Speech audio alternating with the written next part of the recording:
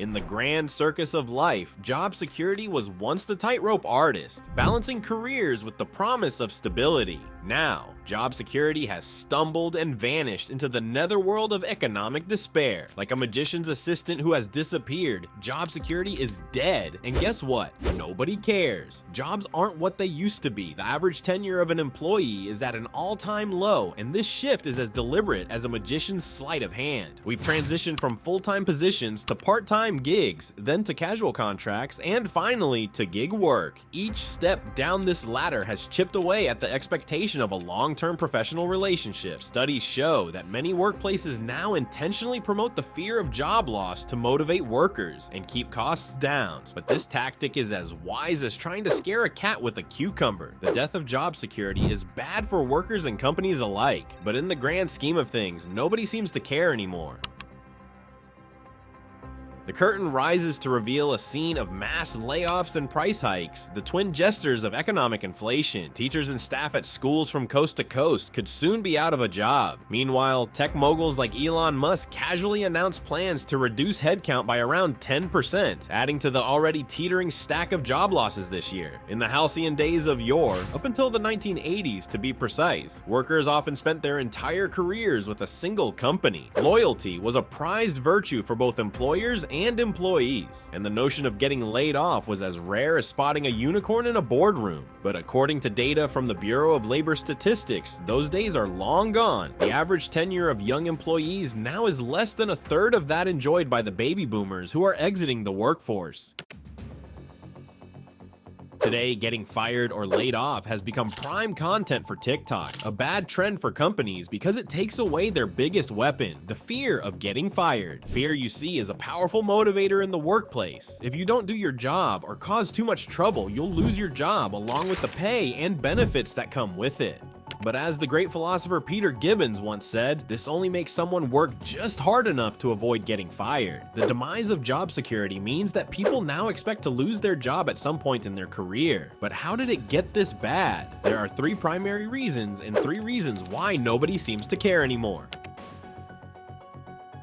First up, companies have given up on training their own staff. There was an old joke about company staffing that went something like this. The CEO and head of HR are arguing about the cost of training staff. The CEO asks, "What if we spend all this money and they quit?" To which the head of HR responds, "What if we don't spend the money and they stay?" However, as job hopping becomes more common, the CEO's argument starts to make sense. Research conducted by Peter Capelli, director of the Wharton School Center for Human Resources, found that the time and money spent on staff training within companies has drastically fallen. In 1979, the average worker received 2.5 weeks of on-the-job training every year. By 2004, this had plummeted to just 11 hours, most of which was safety training rather than skill development. A follow-up survey in 2011 found that only 1/5 of workers had received any on-the-job training in the previous year. Companies don't want to invest in training because employees are leaving their jobs more frequently than ever. They prefer to hire individuals who are already capable of performing the job. Standardized systems have made this a lot easier. If you're an office worker, proficiency in Microsoft Office, especially Excel, is almost a prerequisite. Each profession now has its own industry standard productivity programs. Creatives use Adobe Suite, salespeople use HubSpot, and marketers navigate the advertising analytics backend of Google, Meta, and LinkedIn. These standardized skills mean that companies can hire people who are ready to work from day one, eliminating the need for lengthy training programs on unique in-house systems. But this also means that employees can easily find new jobs they're qualified for, leading to more frequent job changes. This cycle creates even more need for standardized systems and less investment in employee training. The ultimate incarnation of this trend is platform-based gig work. The professional relationship for gig work lasts as long as the app is running, with workers often juggling multiple apps to maximize earnings and minimize downtime. If you want to get ahead in a professional career today, you'll need to invest your own time and money into training yourself, even if it's just to tick a meaningless qualification box. Companies aren't going to train you anymore, so if you quit or get laid off, it's not as big a deal for either party.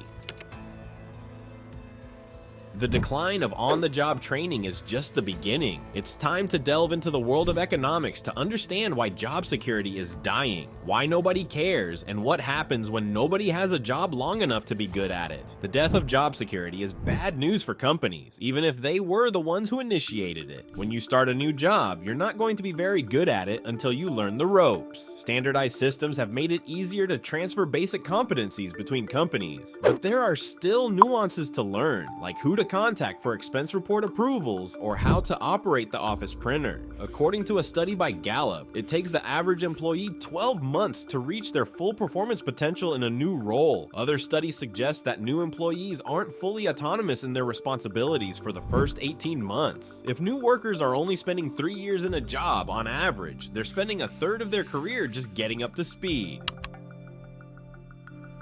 Now let's dive deeper into the quagmire of job insecurity and explore the sinister brilliance of manufactured uncertainty. Imagine companies as puppeteers, expertly manipulating the strings of fear to keep employees dancing to their tune. Economists at Manchester and Cardiff University studied this phenomenon and coined the term manufactured job uncertainty to describe how companies deliberately stoke job insecurity to boost productivity. In this study, researchers compared companies in America and the UK, where layoffs are as common as office gossip, to companies in Japan, where firing employees is considered a last resort. Japanese companies, in their quest to avoid layoffs, often place underperforming workers in a so-called workers' purgatory. These employees are assigned menial, mind-numbing tasks, or worse, given nothing to do at all. It's like being put in timeout for grown-ups, except there's no end to this punishment. The economists discovered that corporate control changes, mergers, and acquisitions heighten job uncertainty. Companies noticed that by hyping up this uncertainty and making workers compete against each other in theoretical downsizing scenarios, they could boost productivity. By ranking team performances, highlighting errors, and downplaying strong performers, companies kept employees on edge.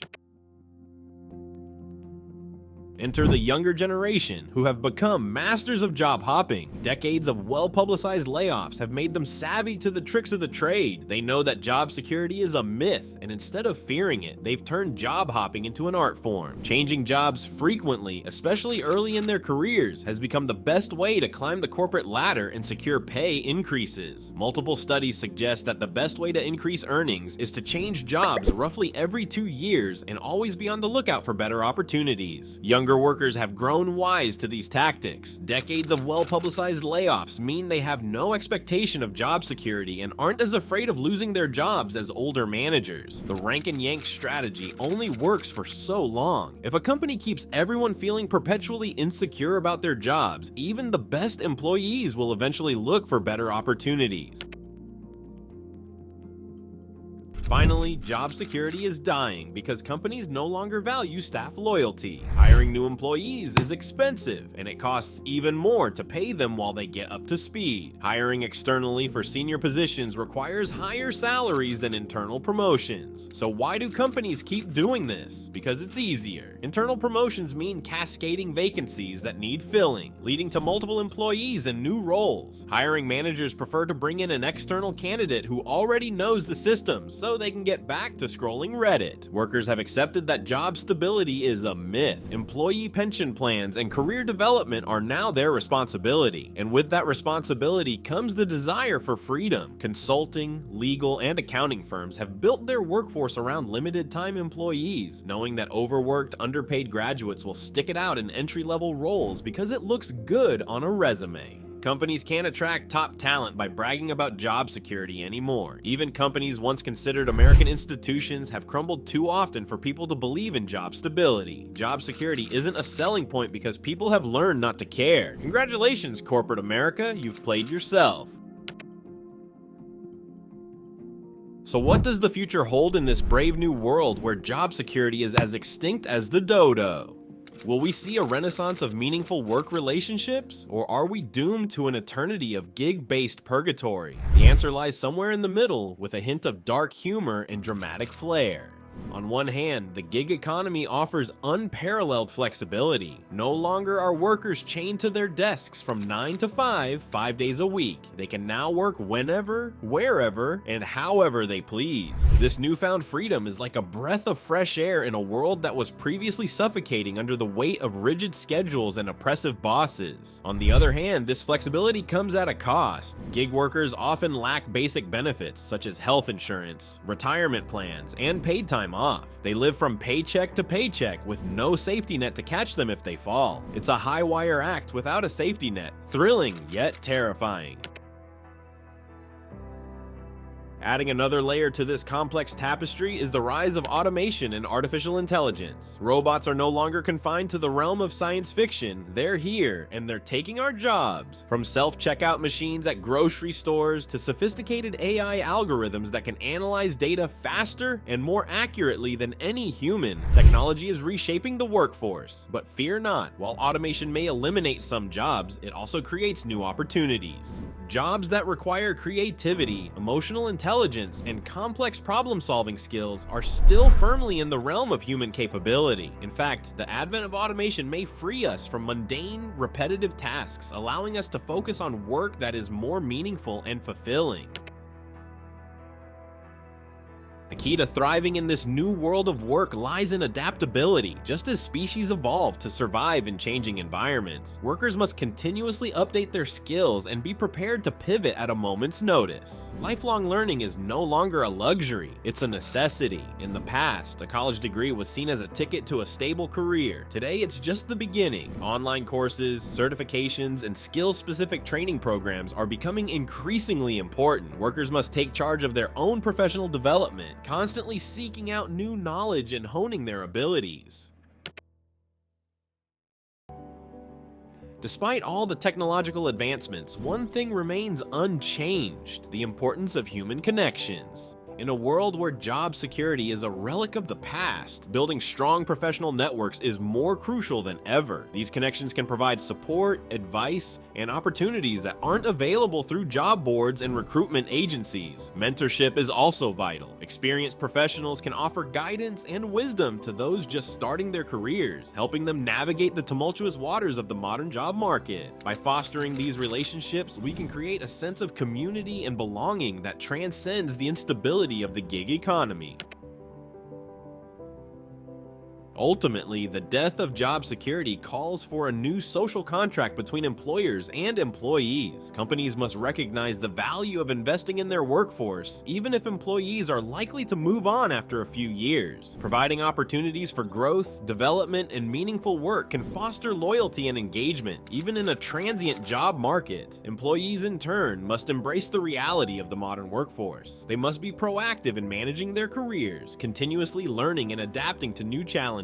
By taking ownership of their professional development, they can navigate the uncertainties of the job market with confidence and resilience. In conclusion, the death of job security is both a tragedy and an opportunity. It's a dramatic shift that requires us to rethink our approach to work and career development. But with humor, adaptability, and a willingness to embrace change, we can thrive in this brave new world. Alright, money movers, that's the conclusion of today's episode. If you found this insight into the death of job security as enlightening as I did, be sure to hit the like button and subscribe for more insights into the ever-changing world of work and finance. But before you go, don't forget to check out our latest affordable housing video. To understand real estate market trends and what a better market could look like, this is a must-see video. Click the link in the description or right here on the screen to watch it now. And as always, be savvy, stay informed, and keep making those money moves. See you next time.